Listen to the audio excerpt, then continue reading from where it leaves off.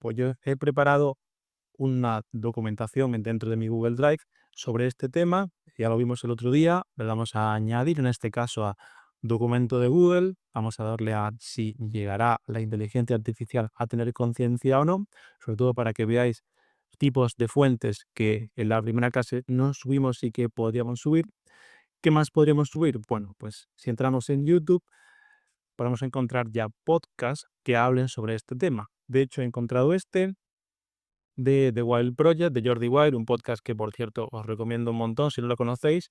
Y podríamos hacer igual que hicimos el otro día. Le daríamos al vídeo, cogeríamos la URL y podríamos meterla dentro de nuestra fuente de conocimiento para que Notebook LM nos ayude a sacar conclusiones sobre este tema que ya se hayan hablado en este podcast.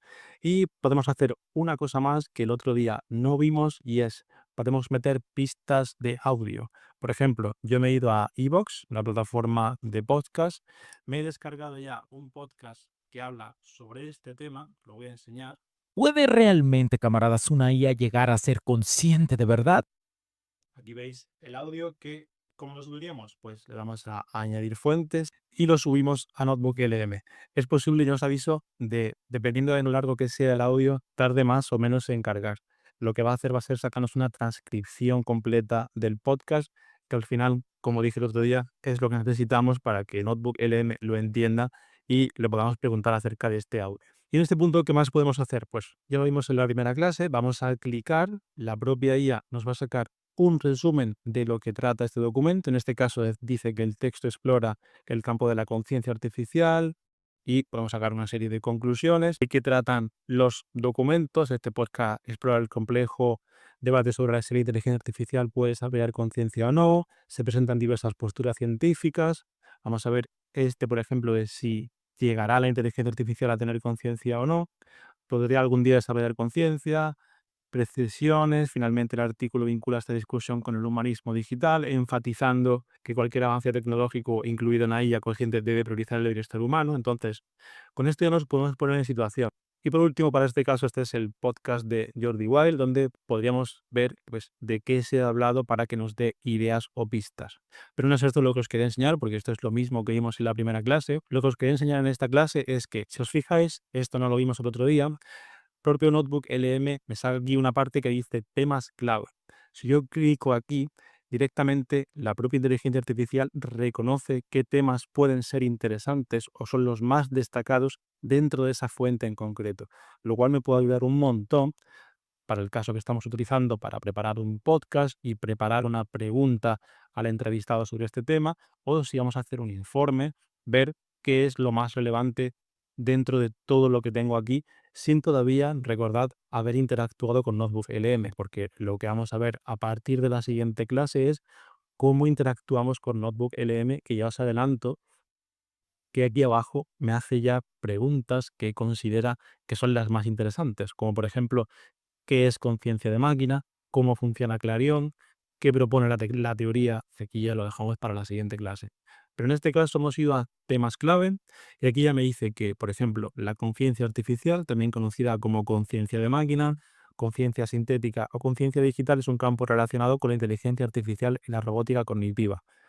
Y aquí tendríamos ya muchísima información solamente sobre ese tema en concreto. Si fuésemos al podcast, pues igual, vemos aquí y nos saca que el campo de la conciencia artificial, también conocida como conciencia de máquina, es esto de aquí, que existen dos categorías principales de propuestas de investigación, las propuestas de modelos simbólicos o híbridos. Aquí ya nos ponemos en un lenguaje un poco más técnico, sobre todo para hablar el mismo idioma de nuestro entrevistado, lo cual también nos va a dar más seguridad y un poco más de autoridad para que no se vea que a lo mejor lo estamos preparando o que no dominamos tanto el tema. Entonces, es un caso de uso, como veis, muy sencillo. Aún no hemos interactuado con Notebook LM, pero esto ya nos puede ayudar bastante. Sin embargo, hay una última fuente que podemos subir, que aún no hemos visto, que es un poco, nos salimos de este campo de la conciencia de inteligencia artificial, pero para que veáis el caso de uso.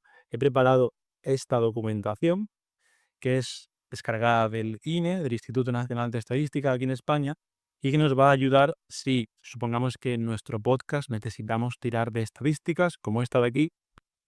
Interpretar esto puede ser muy tedioso, por no decir otra palabra.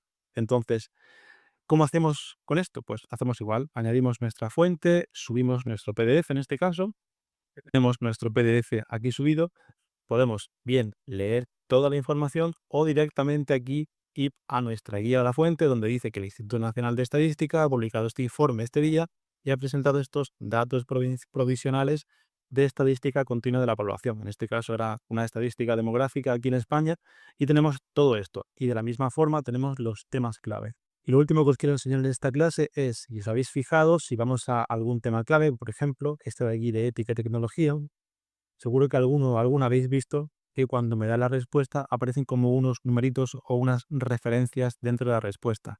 Esto me va a ayudar dentro de la propia fuente, por ejemplo, si vengo a esta de aquí, dentro de la propia fuente me va a decir en qué apartado está. Si este es el 1, estará en la parte número 1 de la portada.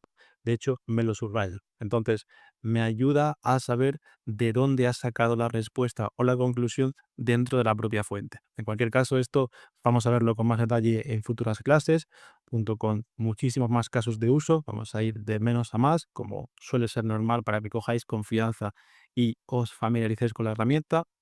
Como habéis visto, un caso de uso muy sencillo si queréis preparar una entrevista, si tenéis que preparar un informe, si tenéis que ayudaros a aglutinar un montón de fuentes que tenéis por ahí un poco caóticas. Este caso de uso, sin haber todavía interactuado con Notebook LM, os puede ayudar un montón. Invito a que vayáis trasteando y explorando por vuestra cuenta y en la siguiente clase ya vamos a empezar a interactuar con la herramienta, a generar nuestros podcasts y hacer un montón de cosas. Así que, nos vemos en la siguiente clase. Un saludo. Bienvenidos a esta tercera clase del curso de Notebook LM.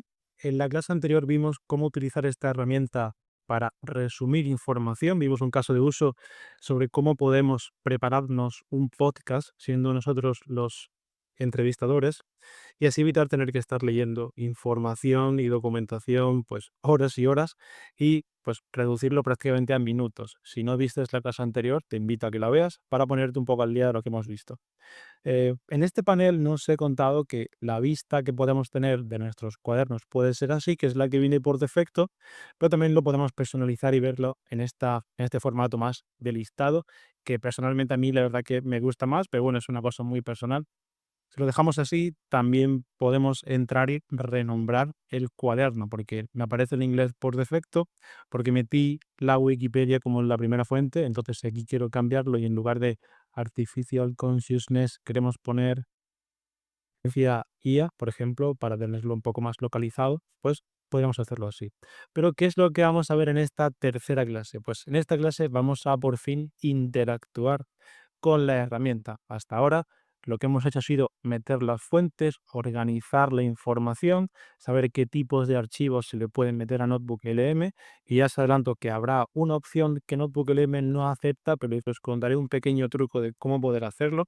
Lo haremos en futuras clases, pero ahora vamos a ver cómo interactuar, cómo hablar la Notebook LM para dos casos de uso. Primero, extraer información y segundo, generar ideas.